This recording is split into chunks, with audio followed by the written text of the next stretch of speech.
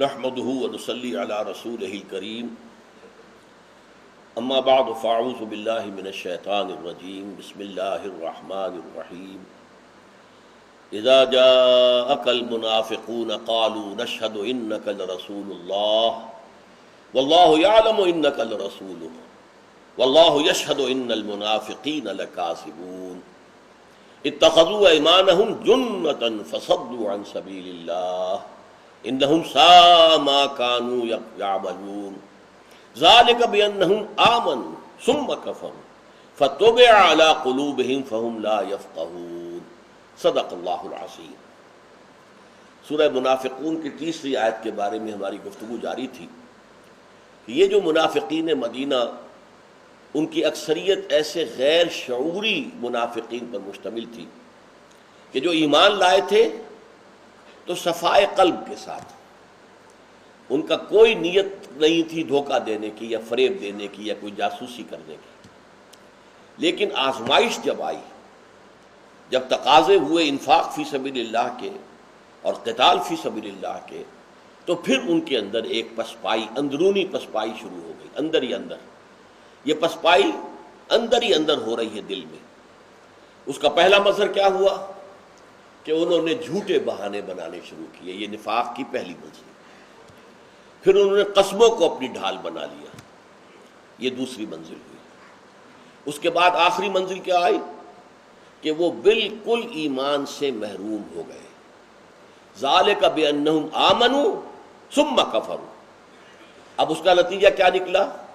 فطبع علی قلوبہم، ان کے دلوں پر مہر لگا دی گئی۔ اب یہ نوٹ کر لیجئے، یہ بدترین کافروں کو جو سزا دنیا میں دی جاتی ہے وہ ہے، دو الفاظ آتے ہیں قرآن میں، ختم اللہ علی قلوبہم وعلی سمعہم وعلی ابصارہم غشاوہ ولہم عذاب عظیم، یا یہ ہے کہ طبع اللہ علی قلوبہم، مہر لگا دینا، ٹھپا لگا دینا۔ اس کا نتیجہ کیا ہے کہ اب یہ پوائنٹ آف نو ریٹرن تک پہنچ چکے ہیں، اب یہ کفر کی انتہا کو پہنچ چکے ہیں، لہٰذا اب فہم لا یفقہون، ان میں حقیقت کو سمجھنے کی صلاحیت ہی ختم ہو گئی۔ یہ عمل جو ہوا ہے، جو یہاں ایک ہی گویا کہ حلے میں بیان کر دیا گیا، ذالک بانہم آمنوا ثم کفروا، یہ کوئی ایک دن میں نہیں ہو جاتا، اٹس اے لینتھی پروسیس، یہ رفتہ رفتہ ہوتا ہے، تدریجاً ہوتا ہے۔ جیسا کہ میں نے عرض کیا، وہ ایمان لائے تھے تو صفائے قلب کے ساتھ، کوئی بدنیتی نہیں تھی، جھوٹ نہیں تھا۔ اب یہاں جو پسپائی ہو رہی ہے تو وہ رفتہ رفتہ ہوتی ہے، جس کے میں 3 علامات آپ کو بتا چکا ہوں، جھوٹ، پھر جھوٹی قسمیں، اور پھر عداوت اہل ایمان سے اور خاص طور پر حضور صلی اللہ علیہ وسلم سے۔ لیکن اس کے اندر جو میں نے عرض کیا تھا کہ اس کی تھوڑی سی تفصیل آئی ہے سورہ نساء کی ایک آیت میں، آیت نمبر 137 138 میں ان کی پوری تفصیل آئی ہے۔ فرمایا ان الذین آمنوا ثم کفروا ثم آمنوا ثم کفروا ثم ازدادوا کفرا لم یکن اللہ لیغفر لهم ولا لیہدیہم سبیلا بشر المنافقین بان لهم عذابا الیما۔ بے شک وہ لوگ جو ایمان لائے، پھر انہوں نے کفر کیا، پھر ایمان لائے، پھر کفر کیا، پھر کفر میں بڑھتے چلے گئے، یہ وہ لوگ ہیں کہ ہرگز اللہ ان کو معاف نہیں فرمائے گا، اور نہ ہی اب انہیں راہ حق کی ہدایت دے گا۔ یہ ہدایت سے محروم، وہی بات جو یہاں کہی گئی، طبع اللہ علی قلوبہم فطبع علی قلوبہم، ان کے دلوں پر مہر کر دی گئی۔ اس کے بعد دل میں ہدایت کا داخل ہونا ناممکن، بند ہو گیا دل۔ اس اعتبار سے نہ مغفرت ان کے حق میں ہوگی اور نہ ہی ان کے لیے اب دوبارہ لوٹ جانا ممکن ہے ایمان کی طرف۔ پہلی 2 سٹیجز تک جو ہے میں نے عرض کیا ہے بار بار کہ اس کے اندر گنجائش تھی کہ اصلاح کر لیتے۔ یہی وجہ دیکھیے کہ سورہ بقرہ میں 40 رکوعوں کی صورت ہے، نفاق کا لفظ کہیں نہیں آیا، صرف مرض کا ذکر آیا، فی قلوبہم مرض فزادہم اللہ مرضا۔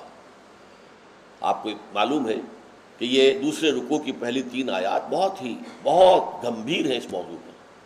وَمِنَ النَّاسِ مَن يَقُولُ آمَنَّا بِاللَّهِ وَبِالْيَوْمِ الْآخِرِ وَمَا هُم بِمُؤْمِنِينَ يُخَادِعُونَ اللَّهَ وَالَّذِينَ آمَنُوا وَمَا يَخْدَعُونَ إِلَّا أَنفُسَهُمْ وَمَا يَشْعُرُونَ۔ فی قلوبہم مرض فزادہم اللہ مرضا ولہم عذاب علیم بما کانوا یکسبون۔ لوگوں میں سے کچھ ایسے بھی ہیں جو کہتے ہیں، اور اس کی وضاحت میں پچھلے نشست میں کر چکا ہوں، کہ وہ زور دیتے تھے ہم اللہ پر ایمان رکھتے ہیں، آخرت پر ایمان رکھتے ہیں۔ اس میں گویا کہ ان کے دل کا چور مثمر تھا کہ رسول پر ایمان کو وہ زور دے کر اس کا دعویٰ نہیں کرتے تھے، لہذا اللہ پر ایمان، آخرت پر ایمان۔ اللہ فرما رہا ہے وہ مومن نہیں ہے، اس لیے کہ ایمان میں تو شرط اول جو ہے وہ رسول پر ایمان ہے۔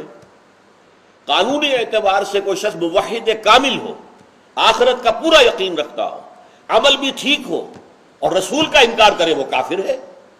ملت اسلامیہ، امت اسلامیہ کی بنیاد ایمان بالرسالت ہے۔ اگر وہاں کمی ہے تو گویا کہ باقی اس لیے کہ آپ اللہ کو بھی مانیں گے ان اسماء و صفات کے ساتھ جو ہمیں تلقین کی ہے محمد رسول اللہ نے، ورنہ مجرد اللہ کو مان لینا ایمان باللہ نہیں کہلائے گا۔ آمنت باللہ کما ہوا باسمائہ و صفاتہ، یہ اسماء و صفات کس نے بتایا؟ یہ تو حضور نے بتایا، یا وحی جلی کی روح سے اور یا وحی خفی کی روح سے۔ تو اس اعتبار سے اللہ کا ایمان بھی معتبر ہوگا ایمان بالرسالت کے ذریعے سے، آخرت کا ایمان بھی ان تفاصیل کے ساتھ ہوگا، بعث بعد الموت، حساب کتاب، جزا و سزا، جنت اور دوزخ، ان تفصیلات کے ساتھ ہے تو وہ ایمان بالآخرہ ہے۔ مجرد یہ خیال ہے کہ ہاں ایک دوسرا عالم ہوگا، کوئی جزا و سزا ہو جائے گی، تو اس سے وہ ایمان بالآخرہ نہیں شمار ہوگا۔ تو اصل میں پیوٹل ایمان جو ہے وہ ایمان بالرسالت ہے، اور یہ در حقیقت اس معاملے کے اندر جو ہے کمزور تھے، اس کو مرض سے تعبیر کیا گیا ہے۔ سورہ آل عمران میں بھی ایک جگہ لفظ منافق آیا ہے صرف، اور یہ کہ ان تمام صورتوں میں آپ دیکھیں گے کہ انہیں اصلاح کی ترغیب کی دی گئی ہے۔ اب بھی ذرا اپنے اندر جھانک لو، دیکھ لو تمہارے اندر ایمان نہیں ہے یا ایمان کمزور ہے۔ یا ایھا الذین آمنوا آمنوا باللہ ورسولہ، اے ایمان کے دعوے دارو، ایمان لاؤ اللہ پر، اس کے رسول پر، جیسے کہ ایمان لانے کا حق ہے۔ اس کا جواب وہ کیا دیتے تھے؟ وَإِذَا قِيلَ لَهُمْ آمِنُوا كَمَا آمَنَ النَّاسُ قَالُوا أَنُؤْمِنُ كَمَا آمَنَ السُّفَهَاءُ، کیا ہم ایمان لائیں گے ان بے وقوفوں کی طرح، ان احمقوں کی طرح؟ یہ تو گویا کہ بالکل اپنے نفع و نقصان سے بے پرواہ ہو چکے ہیں، انہیں اپنے کیریئر کی فکر نہیں، اپنے مستقبل کا کوئی احساس نہیں۔ یہ تو فنڈامنٹلسٹ ہیں، یہ تو در حقیقت یوں کہنا چاہیے کہ بہت ہی دیوانے قسم کے لوگ ہیں۔ تو اس حوالے سے یہ معاملہ جو ہے سورہ نساء تک بھی آ کر، اگرچہ سورہ نساء جو ہے وہ حقیقت نفاق کے موضوع پر طویل ترین صورتوں میں اہم ترین صورت ہے، اس میں 3 چیزیں بیان کی گئی ہیں، نفاق کے 3 بنیادی سبب۔ ایک، اطاعت رسول سے سرتابی کرنا، دوسرے، قتال فی سبیل اللہ سے جان چرانا، تیسرے، ہجرت کے حکم پر عمل نہ کرنا۔ حکم یہ ہو چکا تھا کہ اب ہجرت کرو، کوئی مسلمان کسی قبیلے میں ہے دور دراز، وہ اکیلا ہے، وہاں پر اکیلا چنا پہاڑنا وہاں پھوڑ سکتا ہے، سب کو آنا چاہیے اب مدینے کے اندر، تاکہ پوری قوت یکجا جمع ہو جائے تو پھر کفر کے اوپر حملہ کیا جا سکے۔ ورنہ اگر ہماری طاقت منتشر رہے گی تو ظاہر بات ہے کہ ہم اپنی پوری قوت کو استعمال میں نہیں کر سکیں گے کفر کے خلاف۔ اس لیے ہجرت فرض تھی، اٹ واز ناٹ آپشنل۔ پہلی ہجرت جو تھی، جو حبشہ کی طرف ہوئی ہے، وہ آپشنل تھی۔ جس کی ہمت جواب دے رہی ہے، جو پرسیکیوشن برداشت نہیں کر پا رہا ہے، وہ چلا جائے حبشہ، وہ آپشنل تھی۔ دوسری ہجرت، ہجرت مدینہ، یہ تو لازمی تھی۔ چنانچہ سورہ انفال میں فرما دیا گیا کہ جو لوگ ہجرت نہیں کرتے، ما لکم من ولایتہم من شیء، اب تمہارا ان سے کوئی تعلق نہیں۔ اور اسی طریقے سورہ نساء میں فرمایا گیا کہ جو ہجرت کرنے کی استعداد کے باوجود ہجرت نہ کرے، ہاں بوڑھا ہے، عورت ہے، اور یا بیمار ہے، مریض ہے، سفر پر قادر نہیں ہے، اس کا معاملہ علیحدہ ہے، لیکن جو ہجرت پر قادر ہو اور پھر ہجرت نہ کرے وہ منافق ہے۔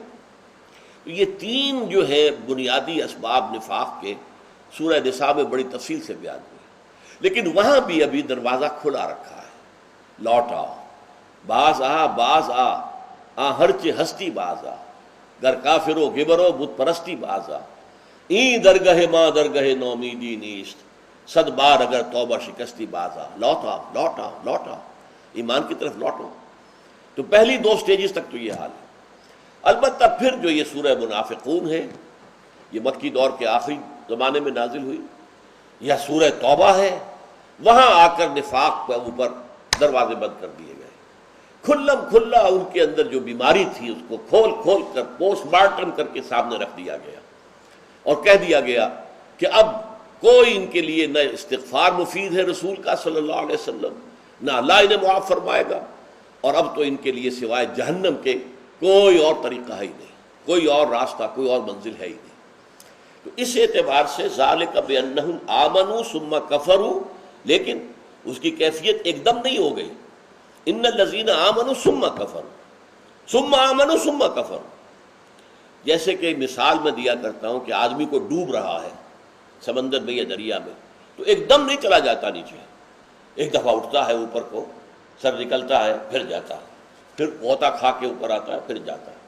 تو گویا کہ یہاں پر بالکل وہ نقشہ کھینچا گیا ہے، ڈوبنے والا آدمی ابھی غوطے کھا رہا ہے، ان الذین آمنوا ثم کفروا ثم آمنوا ثم کفروا ثم ازدادوا کفرا، پھر وہ کفر میں بڑھتا چلا گیا، پھر وہ دریا کی تہہ کی طرف بڑھتا ہوا چلا گیا، اور اب اس کے ہاتھ سے ایمان جو ہے وہ سرے سے رخصت ہو گیا۔ یہ لیکن نوٹ کرنے کی بات جو ہے، سمجھنے کی بات جو ہے وہ یہ ہے، یہ سارا پروسیس اندرونی پروسیس ہے، یہ ظاہری نہیں ہے۔ ظاہر میں تو وہ مسلمان تھا، مسلمان ہے، اور اگر وہ غرق بھی ہو گیا تو وہ نکلے گا تو اس کی نماز جنازہ پڑھ دی جائے گی، کیونکہ یہ جو کچھ ہوا اندر ہوا ہے، اس کی شخصیت کے، اس کے دل میں، اس کے ذہن میں۔ وہی جو میں نے مثال دی تھی کہ وہ شیطین جو ہے اندر سے تو کھا لیا ہے دیمک نے، لیکن اوپر اس کے ایک پھٹی وہ لگی ہوئی ہے، لہذا دیکھنے والے کو نظر نہیں آتا۔ اگر دیکھنے والے کو نظر آ جائے تو فوراً کوئی کیڑے مار دوائی لا کر وہ جو نب دی ایول ان دی بٹ شروع میں ختم نہیں کر دے گا۔ تو یہ شعور اللہ نے ان کو بھی دیا ہوا ہے، چوکھٹ اندر سے کھائی گئی، اوپر جو ہے پھٹی لگی ہوئی ہے۔ اسی طریقے سے اسلام کی پھٹی برقرار ہے، انٹیکٹ ہے۔ یہ سارا ایمان و کفر، ایمان و کفر، پھر کفر کے اندر بڑھ جانا، یہ سب اندرونی کیفیت ہے، باطنی کیفیت ہے۔ یہ کفر قانونی نہیں ہے، کفر حقیقی ہے، دل کا کفر ہے، اندر کا کفر ہے۔ ان الذین آمنوا ثم کفروا ثم آمنوا ثم کفروا ثم ازدادوا کفرا، پھر تیسری سٹیج پر آ کر پھر تو بڑھتا ہی جاتا ہے انسان، پھر عداوت اس کے اندر آ جاتی ہے اللہ کے نبی سے، اللہ کے رسول سے، مومنین صادقین سے، پھر وہ کفر کی آخری سٹیج کو پہنچتا ہے۔ لم یکن اللہ لیغفر لهم، اللہ تعالی ہرگز ان کو معاف نہیں فرمائے گا۔ یہ جو آتا ہے لام نون کے ساتھ، لم یکن اللہ، یہ لام کے ساتھ جو ہے نفی، یہ بہت موقت نفی ہوتی ہے، لم یکن اللہ لیغفر لهم ولا لیہدیہم سبیلا، اور نہ ہی اب انہیں ہدایت دے گا کسی سیدھے راستے کی۔ گویا کہ وہ پوائنٹ آف ریٹرن تک پہنچ چکے، اب ان کی تو شامت ہی شامت ہے۔ طبع اللہ علی قلوبہم، پچھلی آیت میں یہ آ چکا ہے کہ اللہ تعالیٰ نے ذالک بانہم آمنوا ثم کفروا فطبع علی قلوبہم فہم لا یفقہون، اب یہ صحیح فقہ سے، تفقہ سے، فہم سے، سمجھ سے یہ بالکل عاری ہو چکے ہیں۔ چوتھی آیت جو ہے وہ ہے در حقیقت اس آخری منزل کے لیے اس کی پوری نشاندہی۔ وَإِذَا رَأَيْتَهُمْ تُعْجِبُكَ أَجْسَامُهُمْ وَإِن يَقُولُوا تَسْمَعْ لِقَوْلِهِمْ كَأَنَّهُمْ خُشُبٌ مُّسَنَّدَةٌ يَحْسَبُونَ كُلَّ صَيْحَةٍ عَلَيْهِمْ هُمُ الْعَدُوُّ فَاحْذَرْهُمْ قَاتَلَهُمُ اللَّهُ أَنَّىٰ يُؤْفَكُونَ۔ اب ذرا نوٹ کیجئے، یہاں لفظ عدو آ گیا، یہ آخری منزل کے لیے میں نے کہا تھا عداوت۔ اس میں جو ہے کون مخاطب ہے؟ حضور مخاطب ہے یا یہ کہ عام مسلمان؟ دونوں امکانات ہیں، حضور کا بھی، کیونکہ سورہ توبہ میں 2 جگہ پر مضمون آیا ہے اور وہاں یقیناً حضور صلی اللہ علیہ وسلم ہی مراد ہے، تو یہاں حضور سے کہا جا رہا ہے یا عام مسلمانوں سے۔ اذا رأیتہم، جب تم انہیں دیکھو گے، تعجبک اجسامہم، ان کے جسم، ان کے تن و توش، بڑے مرغل غذائیں کھاتے ہیں، بڑے پڑے ہوئے ہیں، مچرب جسم ہے، اور وہ فربہی کی وجہ سے، وہ جو کہتے ہیں ہم اپنی زبان میں فربہ خامخواہ معتبر، جب وہ معتبر بیٹھتے ہیں، چونکہ ظاہر بات ہے کہ ان کی تو زندگی میں اصل شے تھی دنیا کمانا۔ جب دنیا کماتے ہیں اور وہ اللہ کی راہ میں خرچ کرنے کو تیار ہی نہیں ہے، تو ظاہر بات ہے اچھا کھائیں گے، اچھا پہنیں گے، اچھے لباس پہن کر مجلس میں آئے ہیں، دیکھنے والوں پر بھی اثر پڑا ہے، روب پڑا ہے، تنوش توش دیکھ کر جو ہے ان کے اس سے بھی دل جو ہے متاثر ہوا ہے۔ کوئی اللہ کا بندہ تو سوچے گا ایسے ایسے لوگ اللہ کے سپاہی بن جائیں تو اور کیا چاہیے، دین کا جو ہے وہ تو بیڑا پار ہو جائے گا۔ ایسے لوگ، اہم لوگ، دولت مند لوگ، اور یہ تنو توش والے، یہ جسم والے۔ لہذا وَإِذَا رَأَيْتَهُمْ تُعْجِبُكَ أَجْسَامُهُمْ وَإِن يَقُولُوا تَسْمَعْ لِقَوْلِهِمْ، اور اے نبی جب وہ کوئی بات کرتے ہیں تو آپ بڑی توجہ سے ان کی بات سنتے ہیں۔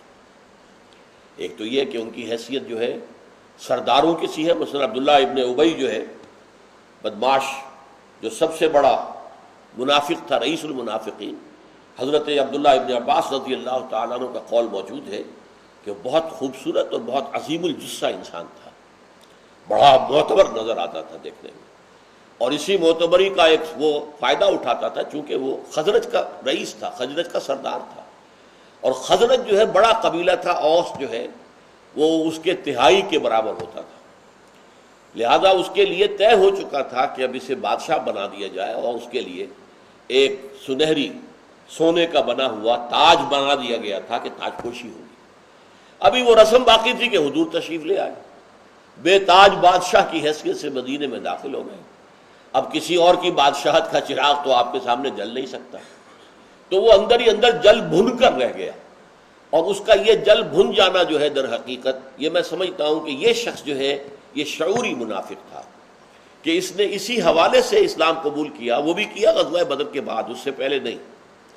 غزوہ بدر میں جب اس نے دیکھا کہ یہ تو بڑی شان و شوکت سے مسلمانوں کو فتح حاصل ہو گئی ہے، قریش کو مار بھگایا انہوں نے، قریش کے 70 آدمی مار دیے اور 70 کو قیدی بنا کے لے آئے۔ اس وقت اس نے کہا اب تو اسی میں عافیت ہے کہ ان میں شامل ہو جاؤ، لیکن وہ اصل میں منتظر تھا کہ کوئی اور موقع ملے تو میں جڑ کاٹوں کسی طریقے سے۔ بہرحال یہ میرا قیاس ہے، واللہ عالم، لیکن یہ کہ بہرحال اس کو آخری وقت تک مسلمان سمجھا گیا ہے، اس کو کافر یا مرتد قرار نہیں دیا گیا، اس کی نماز جنازہ پڑھی گئی ہے۔ تو اس اعتبار سے وَإِذَا رَأَيْتَهُمْ تُعْجِبُكَ أَجْسَامُهُمْ وَإِن يَقُولُوا تَسْمَعْ لِقَوْلِهِمْ، جب وہ کوئی بات کرتے ہیں تو آپ توجہ سے سنتے ہیں۔ وہی جو میں نے کہا تھا ابھی کہ فرما خامخواہ معتبر، وہ معتبر ہے تو اس کی بات جو ہے وہ سنی جاتی ہے۔ وَإِن يَقُولُوا تَسْمَعْ لِقَوْلِهِمْ كَأَنَّهُمْ خُشُبٌ مُّسَنَّدَةٌ، اے نبی یہ ان سوکھی لکڑیوں کے مانند ہیں جو کہیں دیوار سے ٹیک لگا کر کھڑی کر دی جائیں۔ یہ بڑی بلیغ مثال ہے، تشبیہ ہے۔ ایک درخت ہوتا ہے، سرسبز درخت، اس کی جڑ ہوتی ہے زمین کے اندر، اسے کسی سہارے کی ضرورت نہیں ہوتی، وہ اپنی جڑ کے اوپر، اپنے تنے کے اوپر کھڑا ہوتا ہے، اس کے اندر جان ہے، وہ تو ایک لیونگ آرگنزم ہے۔ آپ کو معلوم ہے یہ نباتاتی زندگی جو ہے یہ بھی ایک زندگی ہے، لیکن ایک ہے وہ لکڑی جو اس درخت کو کاٹ کر اس کے بنا دیے گئے ہوں کندے، اور وہ ظاہر بات ہے کہ وہ خود اپنے بل پر تو کھڑے نہیں رہ سکتے، انہیں تو آپ سوکھنے کے لیے جیسے شیشم کی لکڑی کے آپ نے جو ہے وہ تختے بنا لیے یا کچھ اور اس کے کڑیاں بنا لی، لیکن اب ان کو ٹکا دیں گے کہیں پر تاکہ وہ وہاں پر سوکھے۔ اسی طریقے سے یہ تو در حقیقت ان لکڑیوں کے مانند ہے کہ جن کو سہارا دے کر کھڑا کر دیا گیا۔ کأنہم خشب مسندہ، خشب کہتے ہیں سوکھی لکڑی کو، کأنہم خشب مسندہ، یہ سند کہتے ہیں سہارے کو، مسند جہاں سہارا لے کر کوئی بیٹھا ہوا ہے، اسی طریقے سے یہ مسندہ، کأنہم خشب مسندہ یحسبون کل صیحۃ علیہم، یہ اوپر سے جو کچھ نظر آ رہے ہیں لمبے چوڑے اور تن و توش والے، بڑی چکنی کھالوں والے، لیکن ان کا اندر سے حال یہ ہے کہ کوئی آہٹ ہوتی ہے تو ان کی جان پر بن جاتی ہے۔ یحسبون کل صیحۃ علیہم، کہیں سے کوئی چیخ پکار آئی سمجھے لو بھائی پھر کوئی موقع آ گیا، پھر کوئی غنیم آ گیا ہے، پھر کوئی دشمن آ گیا ہے، پھر کہا جائے گا نکلو اللہ کی راہ میں، پھر ہمیں جھوٹے بہانے بنانے پڑیں گے، لوگ ہم پر ہنسیں گے، جو سنتے سنتے ہمارے جھوٹے قسموں کو اب عادی ہو گئے کہ ان کی تو عادت ہے در حقیقت، اور وہ مسکراتے ہیں زیر لب، کہتے تو کچھ نہیں۔ جب حضور نے مان لیا تو ٹھیک ہے، ہم نے بھی مان لیا، لیکن یہ کہ جب ان کی جان پر بن جاتی ہے۔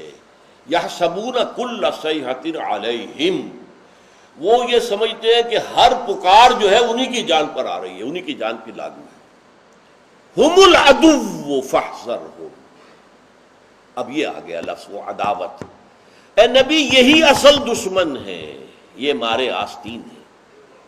میں ابھی جو آپ کو سنانا چاہتا تھا سورہ توبہ میں جو آیا ہے، فرمایا فلا تعجبک اموالہم ولا اولادہم، اے نبی ان منافقین کی مال اور اولاد آپ کو متاثر نہ کریں کہ یہ بڑے صاحب اولاد ہیں، صاحب مال ہیں۔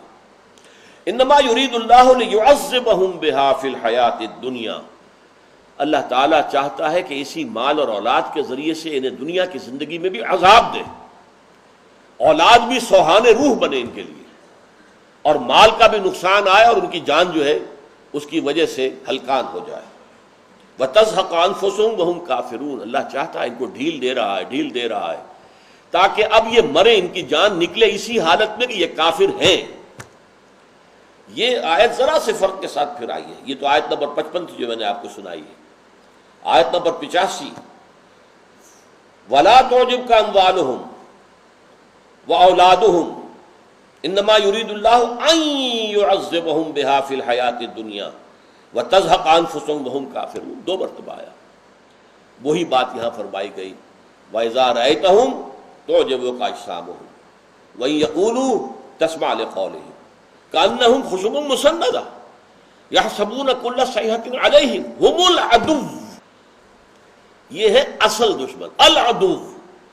باہر کا دشمن تو نظر آتا ہے، آپ اس کے وار سے بچ سکتے ہیں، یہ ہے مارے آستین، یہ سانپ کے جو آستین کے اندر گھس گیا ہے اور یہ وہاں ڈنک مار رہا ہے، وہاں کاٹ رہا ہے، لہذا ان کو پہچاننا بہت ضروری ہے۔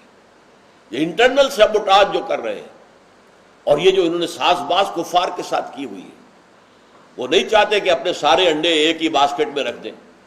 اگر اہل ایمان کے ساتھ ٹوٹل آئیڈینٹیفیکیشن ہو جائے تو اگر انہیں شکست ہو گئی تو ہم تو مارے گئے، نہیں، کچھ نہ کچھ اپنے کریڈینشلز جو ہیں وہ برقرار رکھو کفار کے ساتھ بھی، کہ دیکھو فلاں موقع پر ہم نے تمہاری مدد کی تھی، تمہیں خبر پہنچا دی تھی کہ اب یہ لشکر روانہ ہو رہا ہے تمہارے خلاف، دیکھو ہم نے کیا تھا کہ نہیں کیا تھا، ہم نے تمہیں بچایا، ہم تو تمہاری ڈھال بنے رہے، ہم مسلمانوں کے اندر رہ کر تمہارے بہی خواہ رہے، خیر خواہ رہے۔ اس اعتبار سے وہ اپنے آپ کو بچاتے ہیں۔ ہم العدو فاحذرہم، ان سے بچیے، ان کی چالوں کو پہچانیے، ان کے خلاف اپنا تحفظ کیجیے۔ فاحذرہم، اب دیکھیے یہاں اس صورت میں فاحذرہم آیا صرف، لیکن سورہ توبہ اور سورہ تحریم میں آیا ان کے خلاف جہاد کیجیے۔ فرمایا گیا یا ایھا النبی، یہ آیت غائن ہی نہیں الفاظ کے ساتھ دو مرتبہ آئی ہے، سورہ توبہ سورہ تحریم۔ یا ایھا النبی جاہد الکفار والمنافقین واغلظ علیہم مأواہم جہنم وبئس المصیر، اے نبی آپ مجاہدہ کیجئے، جہاد کیجئے ان کفار اور منافقین کے خلاف۔ اب یہاں یہ آیت بہت اہم ہے، قتال کوئی نہیں ہوا ہے منافقین کے خلاف، لہذا جو سمجھتے ہیں کہ جہاد کے معنی صرف قتال کے ہیں وہ بہت بڑی غلطی کے اندر مبتلا ہے۔ جہاد ہوا ہے، قتال نہیں ہوا۔ چنانچہ جسے آج کل آپ کہتے ہیں کریک ڈاؤن جو کیا حضور نے منافقین پر، وہ غزوہ تبوک سے واپسی کے بعد کیا۔ سب سے بڑی بات یہ کہ انہوں نے ایک مسجد بنا لی تھی، مسجد زرار قرآن نے اسے کہا ہے، حضور نے جا کر اس کو آگ لگائی۔ عام لوگوں کے لیے کتنی بڑی بات یہ ہوگی، مسجد کو آگ لگا دی، یہ کیا کیا محمد نے صلی اللہ علیہ وسلم، لیکن اب آپ نے اقدام کا فیصلہ کر لیا تھا، کریک ڈاؤن کا فیصلہ کر دیا تھا۔ اسی موقع پر پھر آتا ہے کہ بعض لوگوں کو آپ نے مسجد میں اپنی جو محفل تھی اس سے نکال باہر کیا، فلاں ابن فلاں کھڑے ہو جاؤ، نکل جاؤ ہماری مسجد سے، فلاں ابن فلاں 28 کے قریب شاید نام دیے گئے ہیں کہ ان کو ایک ایک کا نام لے کر ان کا پردہ چاک کر دیا کہ یہ گویا کہ منافقین ہیں۔ اور اسی مرحلے پر پھر آپ نے منافقین کی نماز جنازہ پڑھانے سے انکار کیا۔ جب کوئی آتا تھا، حالانکہ اس سے پہلے عبداللہ ابن ابی کی نماز جنازہ آپ نے پڑھا دی، رئیس المنافقین تھا، اس لیے کہ غزوہ تبوک سے پہلے کوئی کریک ڈاؤن جو ہے منافقین کے خلاف نہیں ہوا۔ لیکن جب یہ آیات نازل ہوئی ہیں کہ اے نبی جاہد الکفار والمنافقین واغلظ علیہم، تو پھر آپ نے وہ کریک ڈاؤن کیا، ان کے خلاف اقدام کیا۔ تو فرمایا ہم العدو فاحذرہم، ابھی معاملہ جو ہے بچاؤ ہے، پہلے بچاؤ ہوگا تو پھر اس سے آگے جو ہے اقدام کی شکل بھی آئے گی۔ قاتلہم اللہ، اللہ انہیں ہلاک کرے، برباد کرے، تباہ کرے۔ قاتلہم اللہ، اللہ جنگ کرے ان سے۔ انا یؤفکون، اس میں بڑی حسرت کی سی کیفیت ہے، کہاں سے لوٹائے گئے ہیں، کہاں سے اچک لیے گئے ہیں۔ قسمت کی خوبی دیکھیے، ٹوٹی کہاں کمند، دو چار ہاتھ جبکہ لبے بام رہ گیا۔ اللہ نے انہیں حضور کی بعثت کا زمانہ عطا فرمایا، حضور کی صحبت کا موقع عطا فرمایا، حضور کے پیچھے نماز پڑھنے کی سعادت عطا فرمائی، اس سب کے باوجود محرومی۔ خضر تشنمی آرد، یہ جو ہے آب حیوان سے بھی، چشمہ آب حیوان سے بھی خضر سکندر کو پیاسا ہی لے آیا واپس، تو یہ اس آب حیوان چشمہ حیات تک پہنچ چکے تھے، آب حیات تک، لیکن وہاں سے واپس تشنہ کام جو ہے لوٹ آئے۔ انا یؤفکون، کہاں سے یہ اچکائے جا رہے ہیں، اچک لیے جا رہے ہیں۔ تو یہ افک کا لفظ آتا ہے اچک لینا، یؤفکون، کوئی ہے شیاطین جو انہیں اچک رہے ہیں، لیکن ظاہر بات ہے کہ شیاطین جو اچکتے ہیں انہی کو، جو شیاطین کو اپنا دوست بناتے ہیں، جو خود کفر کی راہ پر بڑھتے ہیں، جو خود ایمان کے تقاضوں کو پورا کرنے سے رکتے ہیں۔ اب میں ایک نقطہ اس وقت صرف اور بیان کروں گا۔ دیکھیے، نفاق کی اس حقیقت کو جاننے کے بعد اس دور میں نفاق کس میں آ سکتا ہے، یہ غور کرنے کی بات ہے۔ ہم ویسے جذبات میں آ کر کہہ دیتے ہیں کہ ہم مسلمان جو ہے منافق ہیں، نہیں، منافق نہیں ہے۔ مسلمانوں کی اکثریت جو ہے وہ غافلین پر مشتمل ہے، انہیں صحیح شعور نہیں ہے، انہیں معلوم نہیں ہے کہ ان کے فرائض کیا ہیں، انہیں ان کے علماء نے بتایا ہی نہیں ہے، غضوف ایمان کے اندر مبتلا ہے۔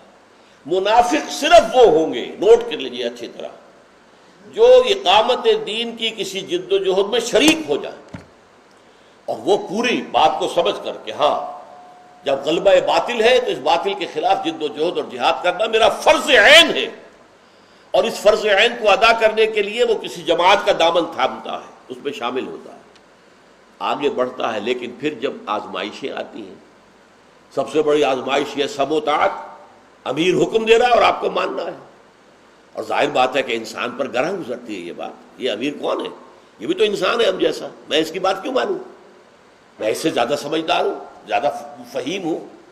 یہ جو پھر آزمائشیں آتی ہیں، یا پھر کہا جاتا ہے یہ کرو فلاں وقت نکلو، اور وہی کام جو ہے میری دکان کے اوپر جو ہے زیادہ کاروبار کا وقت ہے، اور یہاں کہا جا رہا نکلو، تو یہ جب اس وجہ سے پیچھے ہٹنا شروع ہوگا انسان، پسپائی اختیار کرے گا، پہلے مرحلے پر تسلیم کر لے گا اپنی خامی کو، دوسرے مرحلے پر جھوٹا بہانہ بنائے گا، تیسرے مرحلے پر جھوٹی قسمیں کھائے گا، اور پھر عداوت ہو جائے گی اسے۔ یہ کن میں ہوگا؟ صرف ان لوگوں میں جو دین کا ڈائنامک کانسیپٹ، دین کا انقلابی تصور، دین وہ دین کہ جس کو قائم کرنا فرض ہے، دین وہ دین کہ جو چاہتا ہے لیکون الدین کلہ للہ، پورا نظام زندگی اللہ کی اطاعت کے اندر آ جائے، اس دین کو مان کر سمجھ کر اپنے فرض منصبی کے شعور کے ساتھ کسی تحریک میں، کسی جد و جہد میں، کسی جماعت میں شامل ہوتے ہیں، اور پھر جب اس کے عملی تقاضے سامنے آئے تو پھر پسپائی اختیار کرتے ہیں۔ منافقت ان کے لیے ہے، عام مسلمان منافق نہیں ہے، جنہیں یہ شعور ہی نہیں ہوا، جن کو سمجھ میں نہیں آیا کہ یہ بھی کوئی فرض ہے، جنہیں یہ تو معلوم ہے کہ نماز فرض ہے لیکن اقامت دین کی جد و جہد کی فرضیت انہیں پتہ ہی نہیں۔ جہاد تو جنگ کو کہتے ہیں، تو جنگ تو فوج نے کرنی ہے، ہم کون؟ جہاد و قتال سے بالکل اپنے آپ کو بری سمجھ لینا، یہ ہے عام مسلمانوں کا معاملہ۔ تو ان کے اندر فسق ہے، فجور ہے، اور ضعف ایمان ہے، بے عملی ہے، گناہوں کی زندگی، سب کچھ ہے، نفاق نہیں ہے۔ نفاق کی میں نے آپ کو بتا دیا کہ آج کے دور میں شکل صرف ان لوگوں کے ساتھ ہے، لہذا ڈرنا چاہیے ان لوگوں کو جو کسی ایسی جد و جہد میں شریک ہوں۔ ظاہر بات ہے کہ آدمی کوئی کام کرتا ہے تو اس کے اندر خطرات بھی ہیں، اور اگر اس خطرے کی وجہ سے ڈر کر بیٹھ گئے تو گویا کہ الا فی الفتنۃ سقطوا، پھر تو وہ ناکام ہو ہی گئے پہلے قدم پر۔ اس لیے کہ وہ جہاد اور قتال اور اللہ کی راہ میں جد و جہد اس کے دین کو قائم کرنے کے لیے فرض عین ہے۔ بارک اللہ لی ولکم فی القرآن العظیم ونفعنی وإیاکم بالآیات والذکر الحکیم۔